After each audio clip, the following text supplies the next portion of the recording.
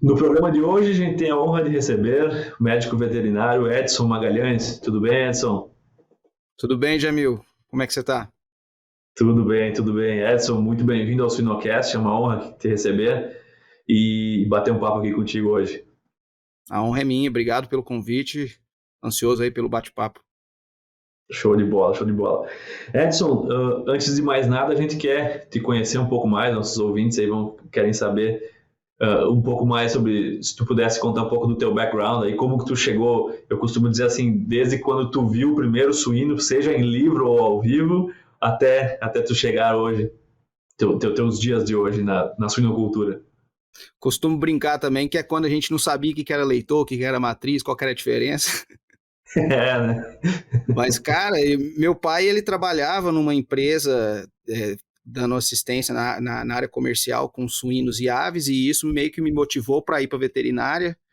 E aí ele me deixou livre para escolher, né? Mas eu acabei que comecei a veterinária já sabendo que eu queria trabalhar com suínos e aves e comecei a fazer estágio com suíno logo do início e dali já não saí mais. Então, desde o início da faculdade, fiquei fazendo estágio com suínos, fazendo parto de uma porca, duas porcas. E, enfim, foquei durante toda a graduação, experimentos, enfim, e durante a faculdade eu tranquei a faculdade para vir para os Estados Unidos e ficar um ano aqui em Minnesota fazendo um intercâmbio dentro de uma granja, de um sistema Win to Finish. Fiquei um ano, justamente na época da PED, então foi um ano ruim para eles, mas para mim foi uma grande experiência. Voltei para o Brasil, eu terminei minha faculdade de veterinária, meu primeiro emprego. Falei, se algum dia eu quiser trabalhar aí na indústria, entrar dentro da granja e explicar para o pessoal o que eles precisam fazer, eu preciso estar na pele deles. Então, eu fui trabalhar de gerente de um sistema de Win to Finish no Mato Grosso.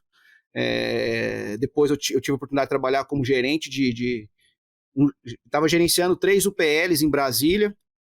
E por último, eu fiquei quase 3 anos ali na BRF de Uberlândia, na assistência técnica, né, na extensão. E depois vim aqui para os Estados em 2019 fazer o meu mestrado. Terminei o mestrado agora e tô começando o PhD. Show de bola, show de bola. Tu tá com o Daniel Linhares aí, então. Positivo. Vim aqui fazer com o Daniel Linhares e é o projeto continuar com ele.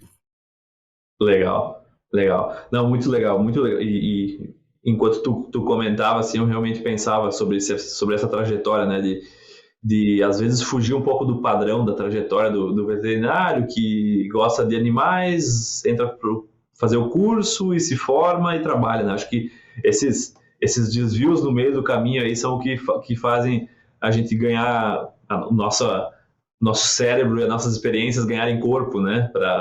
Para poder, como todo mundo sabe, né, na suinocultura é sempre, a gente até vinha discutindo nos bastidores, né, tem sempre uma coisa nova que acontece, a gente tem que estar sambando nos 30, se virando nos 30 aí, né, sambando na lama para se virar e conseguir lidar com algumas situações. Eu acho que é bem isso, né, tu teve experiência fora e agora tá aí de novo.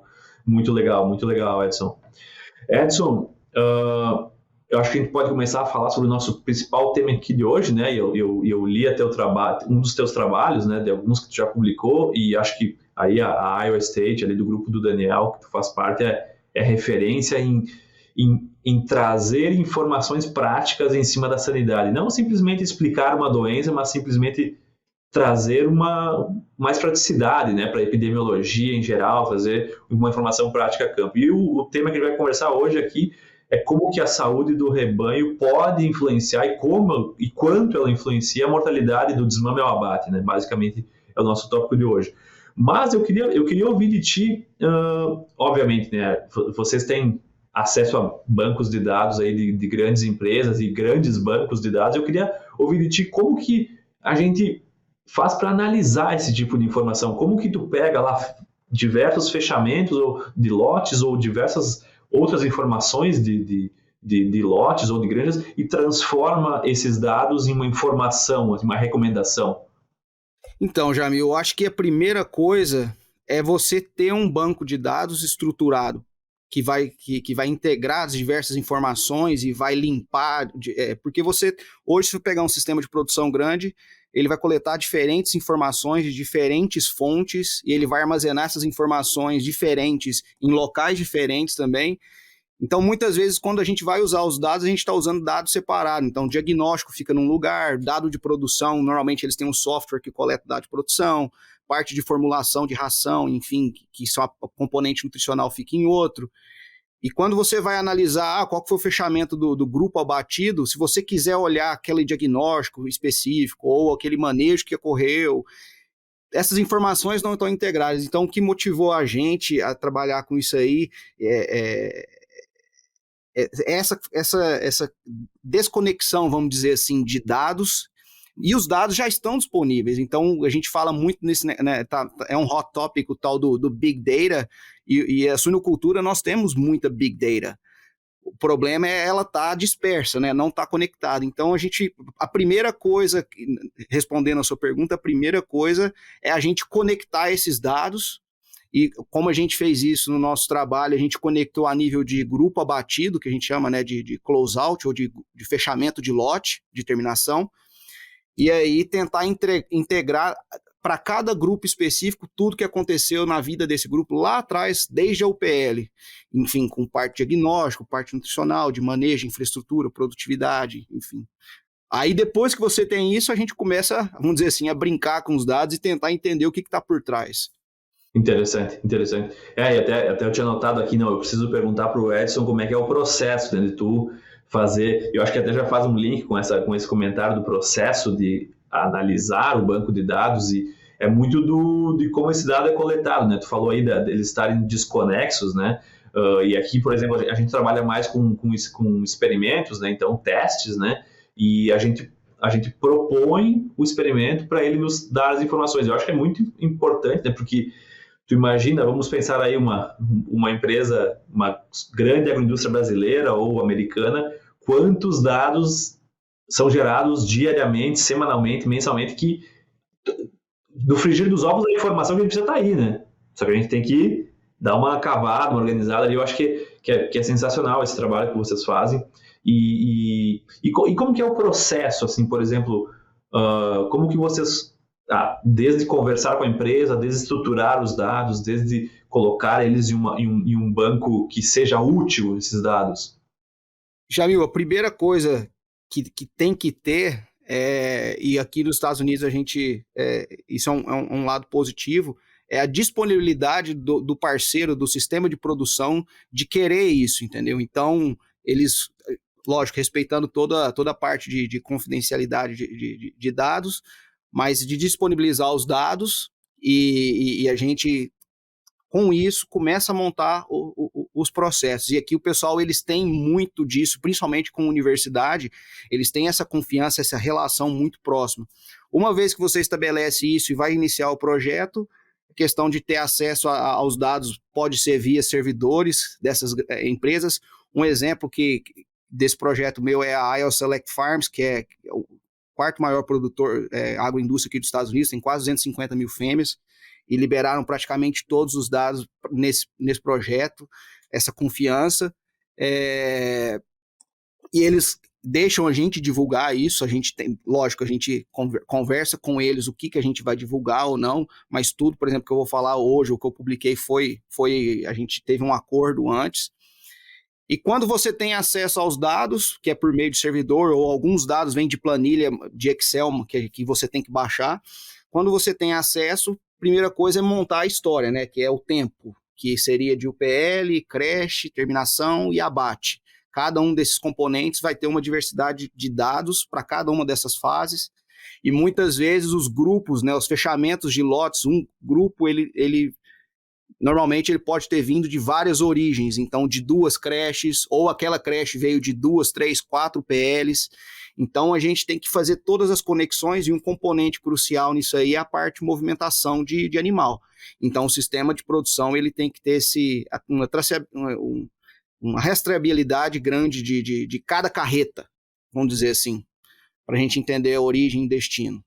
A partir do momento que você tem, eu acho que eu diria que esse é um fator importante, mas Depois disso é trabalhar com os dados dessa empresa, tentar conectar, e isso aí foi vamos dizer assim, uma vantagem dessa parte do nosso grupo aqui com o Daniel Linhares, que eu cheguei aqui, eu não sabia nada de SaaS, de programas de software, essas coisas, algoritmos, e a gente tem que aprender tudo, mas a gente entende a suinocultura, a gente tem a experiência, então a partir do momento a gente sabe que, por exemplo, um grupo não pode ser abatido com um peso de 50 quilos, então tem alguma coisa errada naquele dado.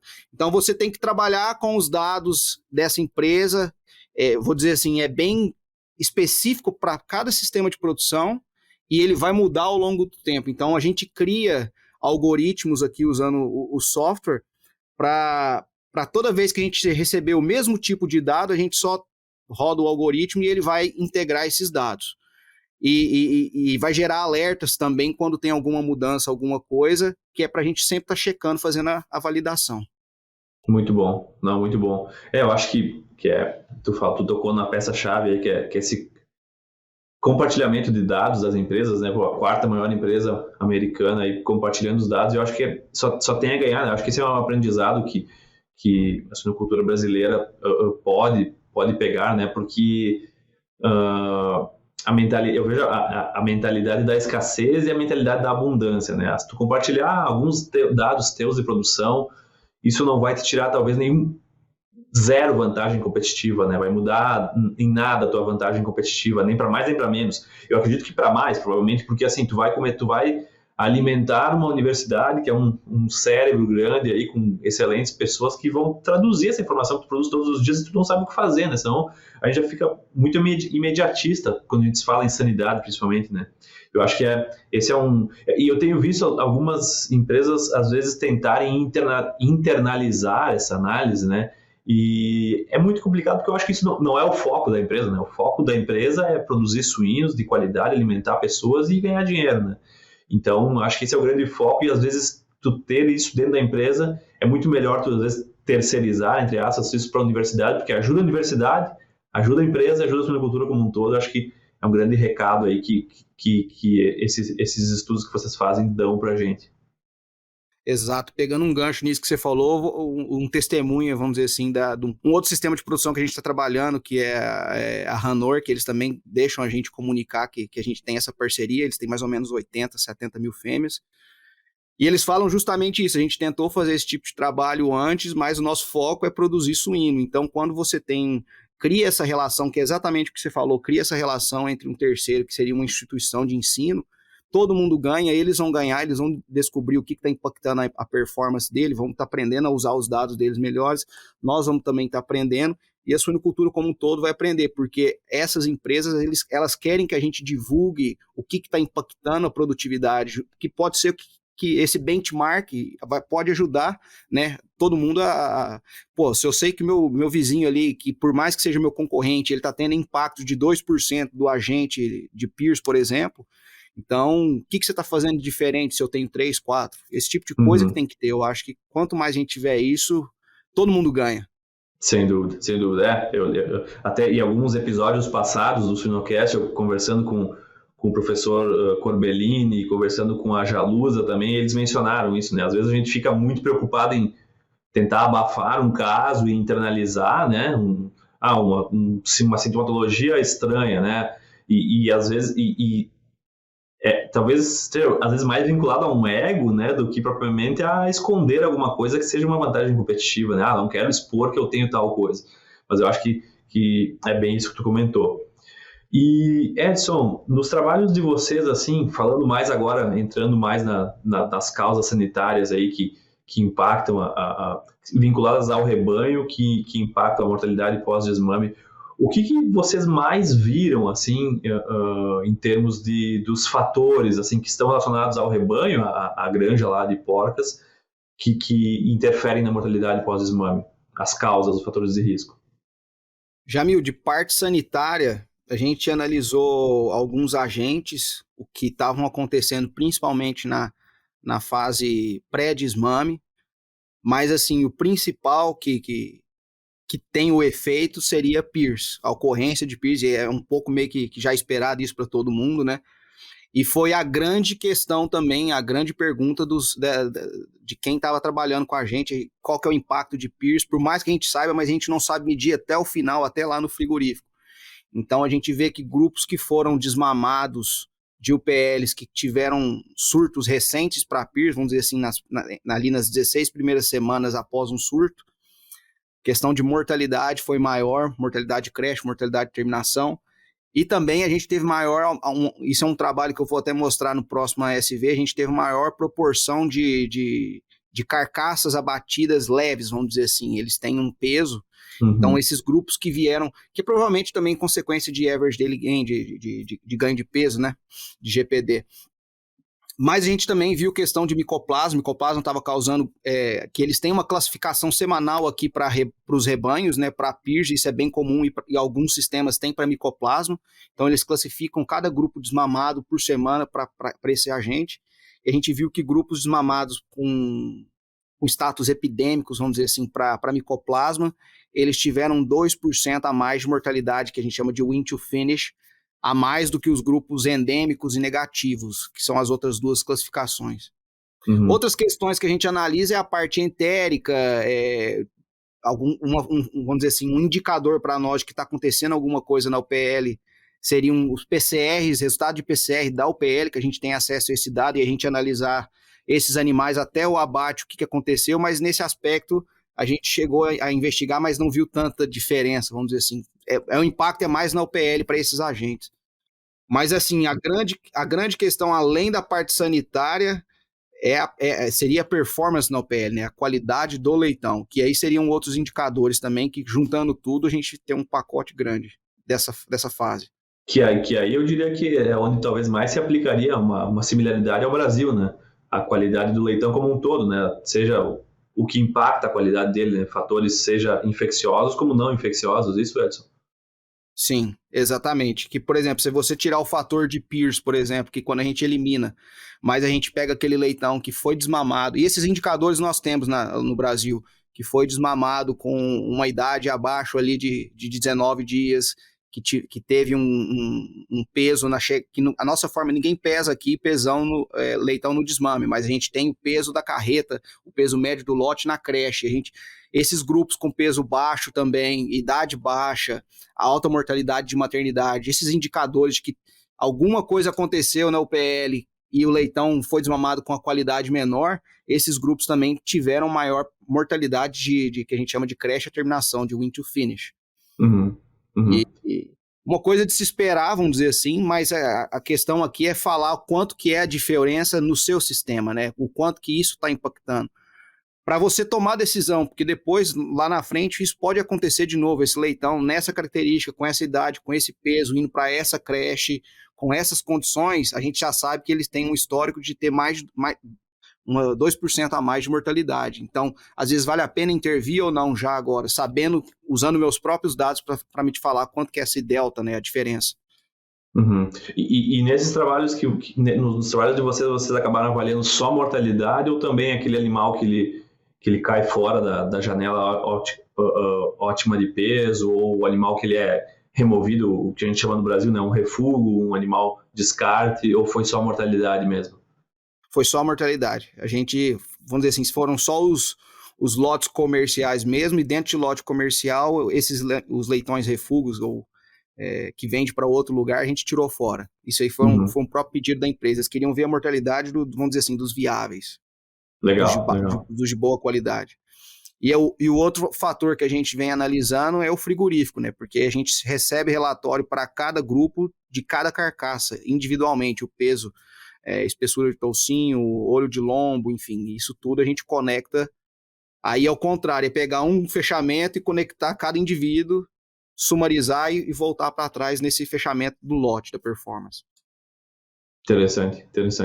E daí, então, se a gente for pensar ali nas causas, assim, se a gente fosse fazer um resumo, vamos supor, tentando aplicar para a suinocultura brasileira, se a gente sacar fora PIRS, micoplasma, essas condições de um leitão piorado na maternidade, mais alguma outra causa assim que tu vê assim que explicam a maior parte das mortalidades?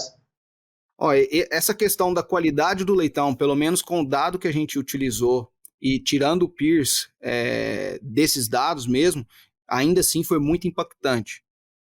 Porém, a gente tem outros fatores, né, que vão impactar e que no nosso caso, como a gente analisou, a gente utilizou PCR e tecido submetido para os laboratórios durante a fase de crescimento, para identificar alguns agentes. Então, por exemplo, aqui nos Estados Unidos, na realidade deles, tirando o Pearce, vamos dizer assim, influenza, micoplasma, estrepto, Glasselela, todos esses agentes, eles mostraram uma mortalidade maior. O nosso baseline aqui, a média da somatória da mortalidade de creche e terminação foi 8,18% dos grupos que a gente analisou. Os grupos que têm Pearce vão ter 12%, 13% de mortalidade. Mas os grupos que têm influenza, mas não tem Pearce, que tem a Glasserella e não tem Pearce, que tem Strep e não tem Pearce, eles tinham aí 1,5%, 1,3% de mortalidade quando a gente olha para esses dados retrospectivamente. Então, pode ser que na realidade do Brasil seja um pouco diferente, devido a essa interação, né, dos agentes, principalmente do complexo respiratório, mas mesmo assim eu esperaria mesmo esse impacto no Brasil também desses agentes. É questão de medir, né? O grande questão é como você vai classificar esse grupo. Foi um grupo com desafio de estrepto e Glasserella. Então, como é que você vai classificar esse grupo quando você analisa aí 2 anos de fechamentos num sistema de 250 mil fêmeas?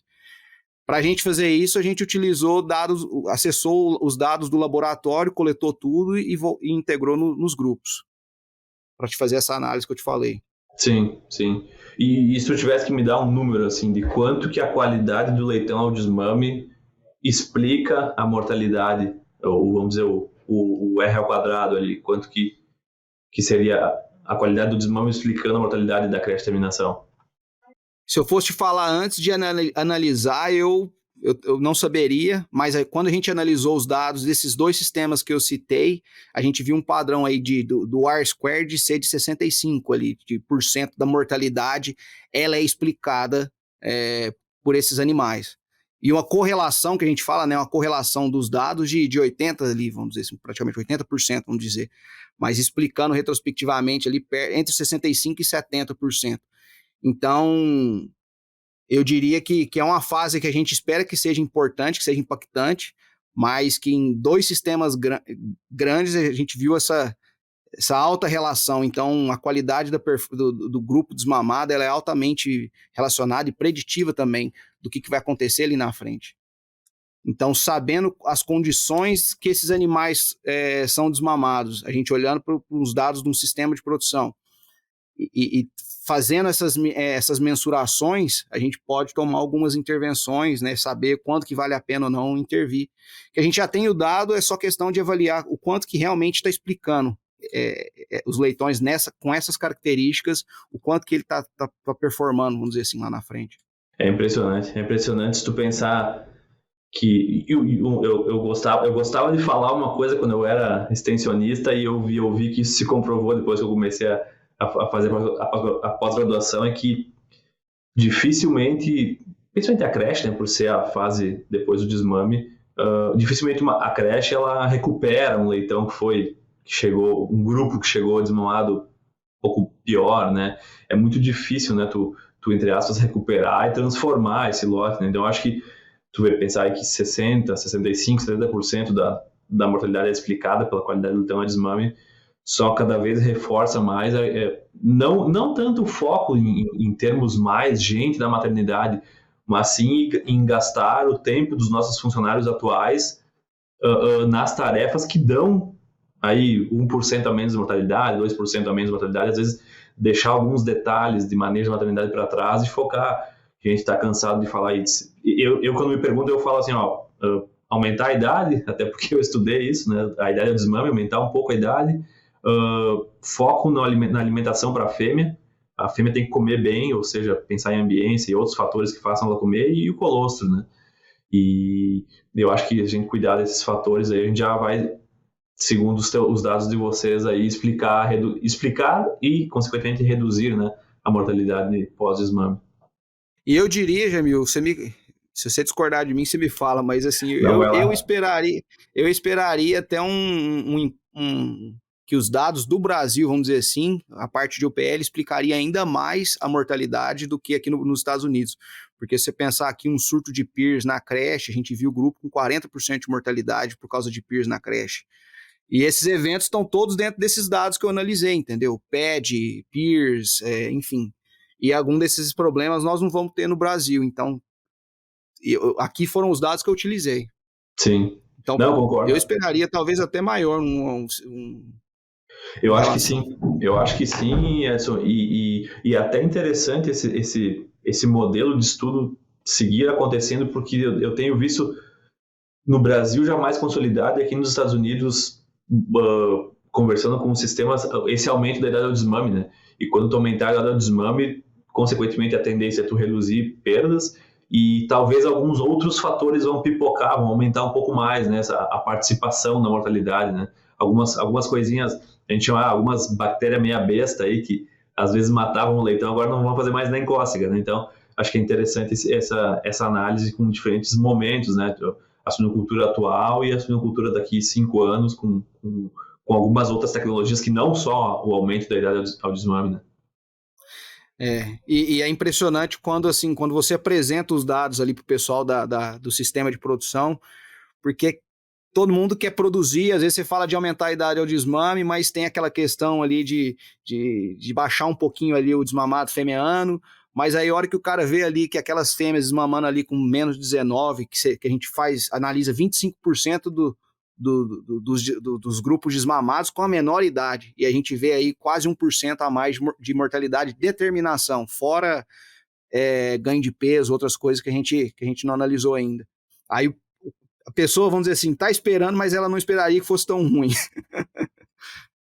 Que é, na média de 25% dos grupos você tem um valor desse, isso aí impacta, né? Querendo ou não, pode ser uma estratégia que depois lá na frente você ganha. Sim, sim, não, e uma das coisas que mais me chamou a atenção, e quando a gente roda estudos que envolvem análises econômicas, é muito interessante o impacto que a mortalidade tem quando comparada à performance. Às vezes a performance um pouco abaixo, não impacta tanto do que um lote que é muito carregado de mortalidade ou de animais que acabam sendo descarte. Então, às vezes, se tu for pensar dessa forma, né, o impacto financeiro da mortalidade bom, tu tava lá na Survivability Conference também, né, o pessoal às vezes faz o cálculo de uma fêmea, da mortalidade de fêmea, né, quanto que custa uma mortalidade de fêmea. Se tu for fazer um cálculo aí simples, de padeiro, aí, o que tu gastou, o que a fêmea custaria, o que ela valia, o que tu deixou de produzir de leitão, às vezes tu chega num valor que não é tão alto, mas quando tu começa a colocar alguns valores que são agregados a isso, quanto vai te custar a reposição, o custo a perda de oportunidade que tu teve, aí tu chega em valores muito altos. Por isso que a mortalidade em si, quando a gente fala em impacto financeiro, quando a gente faz análises econômicas aqui nos experimentos de nutrição, dificilmente a gente chega, claro, às vezes chega, né? Mas se tu não tem um impacto grande em mortalidade, às vezes a análise econômica ela dá muito parecida entre os tratamentos, né? Se não deu diferença em mortalidade. Então, a mortalidade chama atenção, né? E consequentemente, a gente traduz isso para impacto econômico. Né? E é por isso que o pessoal pede para a gente para focar nesse aspecto, foi vamos dizer assim, a variável aqui de escolha. Então, mortalidade de porca e mortalidade de creche terminação são os tópicos agora vamos dizer assim, do momento. E tu viu alguma relação entre a mortalidade de fêmeas da origem com a mortalidade da pós-desmame da progênie dessa granja? Sim, Jamil, a gente viu. Uma até questão como explicar, né? Vamos dizer assim, mas as granjas a gente dividiu, igual eu falei, o banco de dados a gente dividiu aí, nesse caso, os leitões que vieram de granjas de UPL, onde estava os 25% pior mortalidade de porca nas granjas do sistema, que estava ali numa média estava de 24%, estava bem alta a mortalidade anual projetada de porca. E a gente também viu aí mais de 2% de mortalidade de creche terminação associada a esses grupos. E até a gente discutiu com os veterinários aqui, né, o que isso está relacionado, como é que a gente explica, enfim. Mas, vamos dizer assim, é um indicador de que tudo, vamos dizer assim, ali naquela granja não está dando certo e parte sanitária, principalmente, parte de manejo, enfim, e isso está impactando nos leitões que estão sendo desmamados até a parte do abate. É uma consequência. Então, um grande indicador, a mortalidade de porcas, os grupos que foram desmamados de granja com mortalidade de porca alta, eles tiveram uma maior mortalidade na terminação também. Uhum. Interessante, interessante. Porque às vezes a gente não conecta essas duas informações, né? E às vezes, por isso que eu realmente quis te convidar para conversar sobre isso, porque às vezes a gente tem uma visão um pouco muito imediatista, é aquela granja, aquele grupo, aquela baia, aquele leitão, né? Então vou avaliar, tem um leitão para medicar porque está com tosse. Eu acho que é uma visão um pouco mais diferente do que vocês conseguirem, por exemplo, analisar dessa forma, né? Tu analisar a sanidade e tu conseguir direcionar um pouco o foco do veterinário.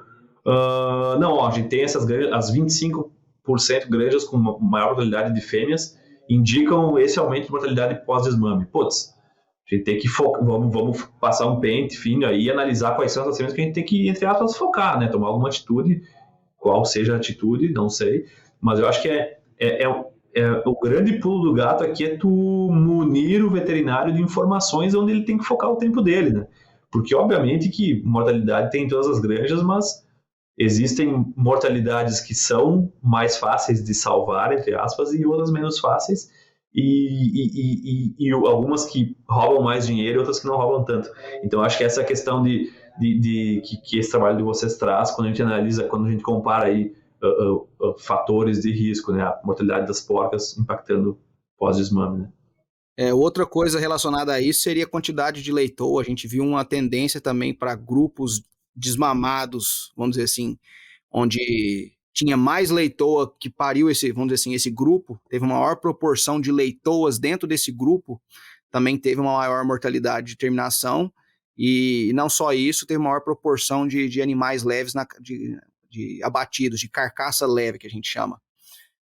E importante, Jamil, quando a gente faz esse tipo de análise, tentar, porque por trás a gente tem os confundidores que podem estar mascarando essas relações, né? Então a gente tenta analisar isso já, ok, mas essa relação de leitor, será que é quando tem peers? Então a gente controla para peers, enfim, controla para esses fatores.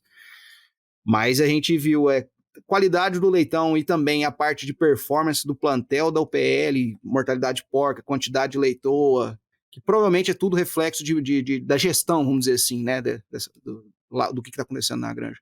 Tudo isso relacionado aí a uma pior performance de mortalidade, creche e terminação, explicando aí de 65% a 70%. Não, muito bom.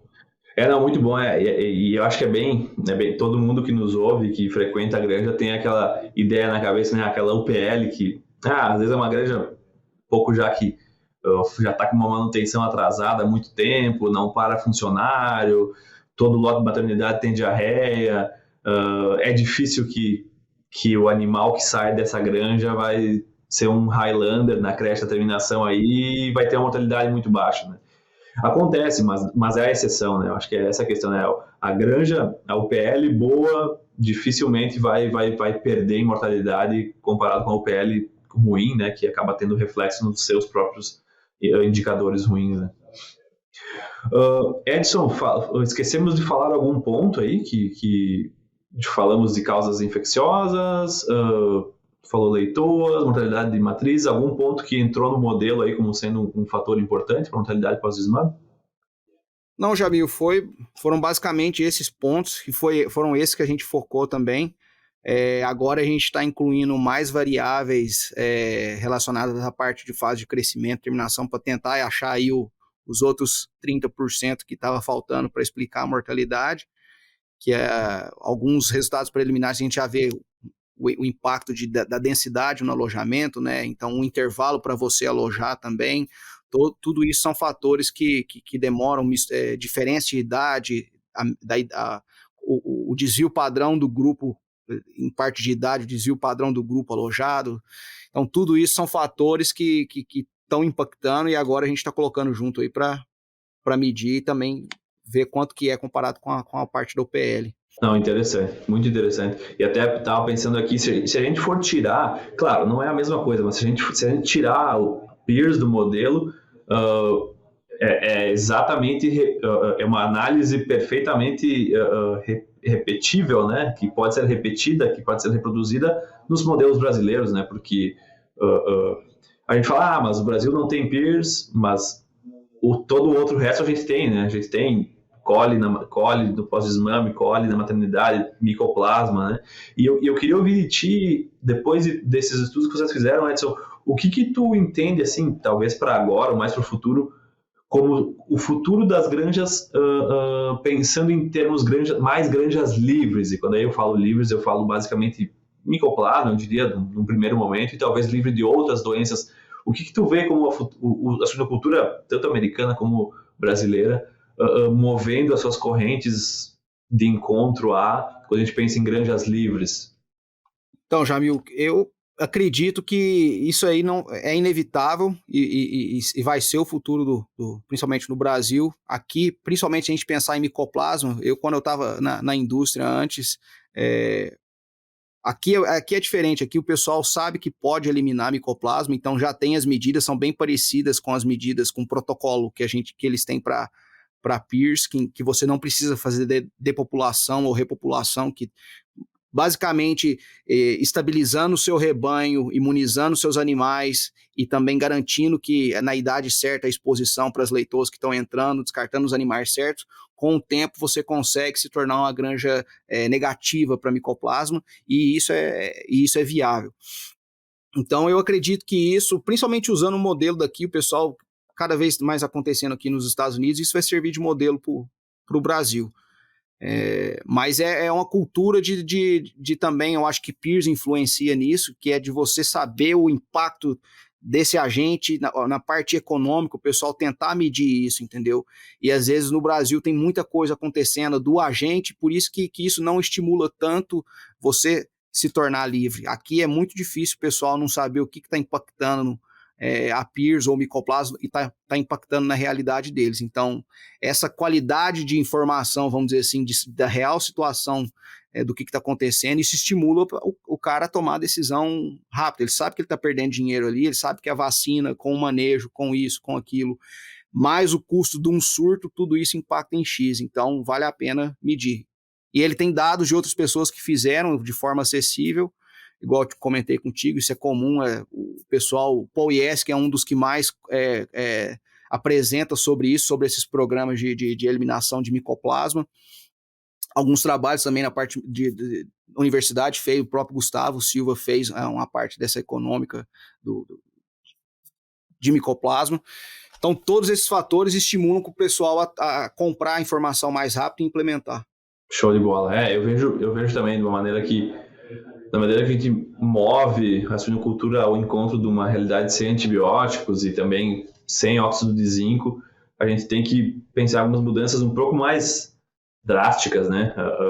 Às vezes ficar comumente convivendo com micro-organismos aí que a gente já cansou de lidar e que a gente segue perdendo, né? Acho que ter esse pensamento em sair um pouco fora da caixa, pensar, não, como é que eu posso fazer para me tornar livre dessa doença? Acho que acaba sendo uma certa tendência mesmo. Edson, esquecemos de falar algum ponto? Tu tem alguma consideração final nesse ponto, nesse assunto que discutimos hoje? Não, acho que é isso, Jamil. E para mim, assim, que estava na indústria antes de vir para cá, eu vi essa dificuldade algumas vezes da indústria como um todo de utilizar os dados e aqui também tem essa dificuldade, mas o pessoal agora está tendo mais essa vontade de utilizar os próprios dados de uma forma, vamos dizer assim, automatizada, que eu diria que nós não temos isso muito pronto hoje, mas os dados estão disponíveis, então é uma questão igual você comentou, fazer essas parcerias, enfim, todo esse tipo de coisa pode estimular o sistema de produção a ter mais informações e aí começar a ter, que a gente chama de data-driven decision, que seria a decisão tomada com base nos dados, deixa o dado te falar o que está impactando e isso vai te ajudar a tomar informação, não que vai substituir, mas vai te servir como auxílio para o veterinário ou para o gerente ali do sistema. Eu acho que tem que buscar ter esse tipo de informação. Quanto mais informação tiver, melhor. Perfeito. Não, sem dúvida, Edson. Acho que é assim, né? Acho que é um recado aí para as agroindústrias brasileiras é buscar essas parcerias com universidades. Tem muita gente boa nas universidades do Brasil e nos Estados Unidos também, obviamente, para tentar estressar esses dados e tirar informação, né? Em vez de só achar que a gente vai conseguir achar informações rodando experimentos, né? A gente já tem muito experimento naturalmente rodado aí, com dados que a gente pode analisar e trazer informações no que o veterinário tem que focar, simplesmente, né? Vocês mapearam aí e tu nos trouxe vários pontos que merecem foco, porque explicam a mortalidade. Eu acho que esse é a grande mensagem que fica dessa nossa conversa aqui, Edson. E tomar cuidado com essa questão de pegar dados e dado cru e fazer aquelas tables, aquelas tabelas de 2x2 ali, sim ou não, foi exposto ou não, qual foi o resultado, dentro daquilo ali, principalmente aqui quando a gente começou a analisar os dados, dentro daquela tabela, pode ser que você encontre um efeito e na verdade foi totalmente o contrário, porque você não controlou para os confundidores. Por isso que é importante você controlar, integrar esses dados, controlar, fazer a limpeza dos dados, para você realmente fazer uma comparação justa, vamos dizer assim, para o sistema de produção. Tentar evitar os atalhos, né? Evitar os atalhos que às vezes pode mais nos desinformar do que informar, né, Edson? Exatamente. Beleza. Edson, no fim já desse Suinocast, de todos os episódios, a gente sempre faz algumas perguntas que fogem um pouco do tema aqui do nosso episódio. E eu queria que tu nos recomendasse aí para mim e para os nossos ouvintes 2 livros. Um relacionado à suinocultura e outro não relacionado à produção de suínos. Quais seriam esses livros? Cara, da suinocultura não tem como eu não recomendar esse, mas praticamente todo mundo já conhece, né, o Disease of Swine. É um livro, para mim, fantástico com relação à fonte de informação. E aqui o Jeffrey Zimmerman, Kent Schwartz, que são dos editores, estão aqui na Iowa State. São pessoas fenomenais, são realmente focados na ciência. Então, é o meu livro que eu sempre tenho alguma dúvida, alguma coisa, é a minha fonte de informação confiável. E não relacionado à suinocultura, um livro que eu li e gostei bastante é um do Jordan Peterson, que chama 12 Regras para a Vida, 12 Rules for Life, que são 12 regrinhas que ele descreve ali no livro, que se a gente começar a implementar no dia a dia, como a gente se tornar uma pessoa, um profissional, um amigo, um pai, um namorado melhor. Então são pequenos detalhes ali que se você tentar lembrar todo dia, a gente vai passar, vamos dizer assim, lidar melhor com as dificuldades durante o caminho da vida aí. Show de bola, não, excelente, excelente. E Edson, eu criei uma pergunta nova nos últimos episódios aí. Se eu te desse R$100 hoje, fosse traduzir aí por dólares, $18 hoje, o que tu faria com esse dinheiro? Não precisa ser, pode ser alguma coisa que tu tá precisando, hein? Não precisa ser uma coisa assim, não, vou comprar uma coisa, um livro, né? Pode ser que seja um livro, né? Mas às vezes pode ser outra coisa. Essa é fácil, amigo. Compraria carne e cerveja e chamaria os amigos. É uma boa, né? É uma boa. Será que quanto que dá para comprar de carne e cerveja com R$100? Cara, com R$100, agora com $100 dá para chamar aí bastante gente, comer picanha e tomar uma cerveja boa. Apesar do custo, acho que apesar do custo estar um pouco alto aí da carne, dá para fazer, chamar pelo menos os melhores amigos, né, Edson? Não, os melhores dá. Se for fazer muita gente, aí não. Aí o Jamil precisa me dar mais, um pouquinho de dinheiro. Não, excelente, excelente. Edson, muito legal bater esse papo aqui contigo. Espero que Valeu. o público que nos escuta também tenha aprendido, assim como eu aprendi bastante conversar contigo. Te agradeço novamente pelo teu tempo aqui no Suinocast. Cara, eu que agradeço o convite. É um prazer estar participando e podem contar comigo para qualquer coisa aí. E tamo junto. Da mesma forma, Edson, um grande abraço. Tudo de bom. Até mais.